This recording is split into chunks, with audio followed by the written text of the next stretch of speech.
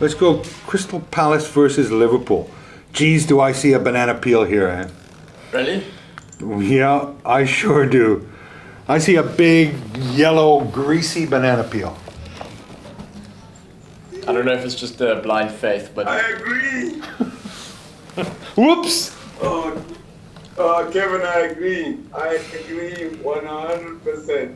Well, this is why us older people stick together. You know, we've seen a lot of things on this earth. I'm going to say 3-2 to Liverpool, and I'm not going to discuss it. Until next week.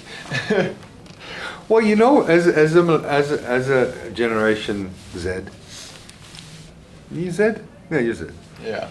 You're allowed, you know, you're allowed not to discuss it or give any reasons for your opinion. I mean, your generation's famous for crucifying people and not giving any opinion. So I wouldn't expect one for you. And I think you are a bit biased, but let's look at the facts. Shakes, break down the facts for us on this one. Okay, so this is how I see it. When I watch Liverpool without Salah and Mane, there's a huge difference. Yeah, Salah and Mane, Navigator. No. There's a huge difference when the African players are not there, especially Salah when he's not there as well. It's like Pee Wee Herman. It's like replacing Johnny Holmes with Pee Wee Herman in a porn movie. Yeah, I probably would agree with that. Whoever those guys are, and one was well endowed and the other one wasn't. Let's just put it that way. There we go. And I gotta tell you, I think Crystal Palace are playing really well, guys. I really do. I think they're playing really well. They're one of the coolest sides to watch within the Premier League as well. Conor Gallagher's on form as well. So yeah. I think they're gonna surprise Liverpool, but not with a loss, but with a draw. So I'll go 1-0 draw, and that's the score. Yeah. Wrong. I agree, Shakes. I think it's going to be a 2-2 draw and possibly a Crystal Palace victory. Just simply Mane and Salah. Those are the only two things you have to say. The production out of those two lads this year has been immense. Yeah. And without them, Liverpool aren't nearly the same team. And I think that, you know, with the games coming thick and fast, the Arsenal game, it's just too much. It's just too much. And Crystal Palace will be laying in wait, and they've got enough quality about them to get a result out of this match. I am saying 2-2. Okay. Good luck, guys. So there. Next up, we have Leicester, or Leicester, as the British say. Yo, so Brighton seem to be what's happening there? Troubling Chelsea. I think that's four draws in a row against Brighton now in the Premier League for Chelsea. Oliver, listen, man. I know you wanna discuss how Brighton did against Chelsea, but I've got a question for you guys. Last night, 95th, 94th minute, Leicester's leading 2-1 against Spurs, and they still lost the game. And you know, that was my tip last night, was Tottenham to win. So at the 90th minute, I think I put on Netflix and. What's that show called? Brooklyn Nine-Nine. That's sort of my for some good. Just for some good entertainment. And then when I looked up, it was 3-2. I was like, oh my God, that's what you call stealing. Victory out of the jaws of defeat. I mean, I was amazed. Defeat out the jaws of victory. That's definitely our Spurs fault. Yeah, I mean Leicester fault. So I'm glad that for everybody that took that tip last night. Games are played until the final whistle is blown. Lord knows I've had those go against me. You know, I know I've had under 2.5 goals and 3 goals scored in the last 6 minutes plus injury time. So I take it for when it comes. You win some and you lose some. And sometimes it's better to be lucky than good. So Leicester versus Brighton, yeah, what a shock result for them.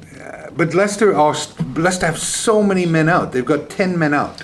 So I don't know how they gather themselves after that emotional defeat and play a Brighton side that haven't lost in 6 games now and have been troubling everybody. I mean, Crystal Palace, Chelsea, Chelsea, Everton. You know, they've been playing good football. They're tough to break down. They're hard to beat. And I'm gonna have to pick a draw in this match, a 1-1 draw in this match. Yeah, I think it's got draw written all over it. I'm going 2-2 though. Okay. Shakes, what do you say, Oracle? Yeah, look, I can see your guys' point, no doubt. I think everybody knows Brighton's problems are a bit obvious. They just blunt up front, that's for sure. Mm.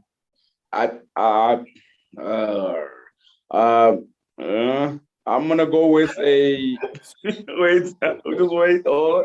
I'm gonna go with a 2-1 to Leicester. Yeah. Ooh. Okay.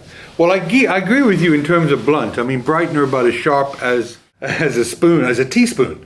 You know, a sharpened teaspoon. They are blunt. They have no quality up front. They're never going to win a game by a lot of goals, but they're not going to lose games.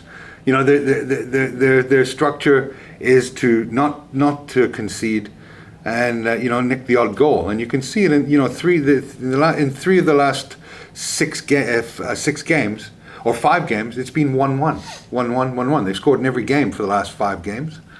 So the last 6 games they've scored in every game. So there's a side that can score a goal and defend like hell. Exactly. Tough to break I down. agree. Probably the game. Would you say this is game of the weekend? I mean, there are a few good games. Leicester Brighton? No. Chelsea Spurs. Oh yeah, for me, yeah. Especially after the fact that they've just played. Yeah. The Tottenham losing at home, now going away, and it's you see it in every league. When you have games that are so close, we saw it with Leeds coming back to beat West Ham. Whenever teams play each other back to, like within a week or so, it's tough to beat a team twice. Yeah. It just really is. I don't know for what reason. I honestly wouldn't be surprised by a 1-1 draw here. I know. You might as well call me Mr. 1-1, but I'm with you. I'm Mr. 1-1. Mr. 1-1. I like a draw in this match as well. Look, and those 1-1 is a result that Chelsea's also recorded a couple of times this season. Yeah. Just got to look at the history. Yeah. But Shakes, come give us something new. Yeah, no, the funny thing is they played each other in the League Cup, Carabao Cup, and the levels between both teams, you could see it. It was so evident. Even Chelsea just beating them twice, home and away. They didn't even concede a goal. I think on aggregate it ended 3-0, I think. And you could just see the levels were just, but watching Chelsea against Brighton recently, I thought something is going on there. And you saw Hakim Ziyech and Lukaku were not really happy with one another at halftime as well. I think even in the camp, there's something that's not right with Chelsea. And I think momentum with the 3-2 win that Spurs had against Leicester last night is going to swing their way. So I don't think Chelsea lose at home, but they don't win either. And I think you guys are right. 1-1 draw is the result. Seems like the weekend of draws, guys. And you've got Any value bets? Any value bets you seeing up there, Shakes? Look, I like Wolves, 2.50.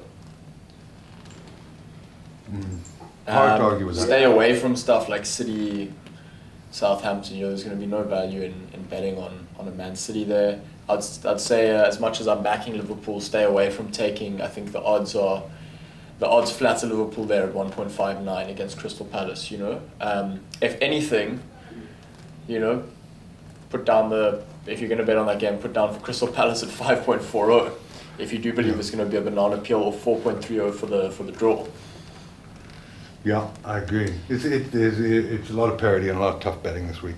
Yeah. For me, I'll probably be looking at doing some corner betting, some yellow cards, some betting on two possible outcomes. Yeah. Rather than the 3, Yeah. But I think I got one very good value bet that I think that could potentially happen. Double chance, draw, or Tottenham win. 2.12 odds. it's Yeah. not bad. That's very solid. Yeah, it's a tough week for punters. Tough bet. I think we should start getting back into it, but you guys send me your multi-bets. I'll put them on Twitter, on Facebook and everything. And I think with a weekend like this, you want to maybe look at value of combining a few different markets at lower odds. Yeah. I'll put up a Hail Mary. Please do. Sweet, guys. Okay. Well, nice Well- to film our first show again. Yeah, it's great to see you, Shakes. Hope you had a great break, and look forward to finishing the season with you, man.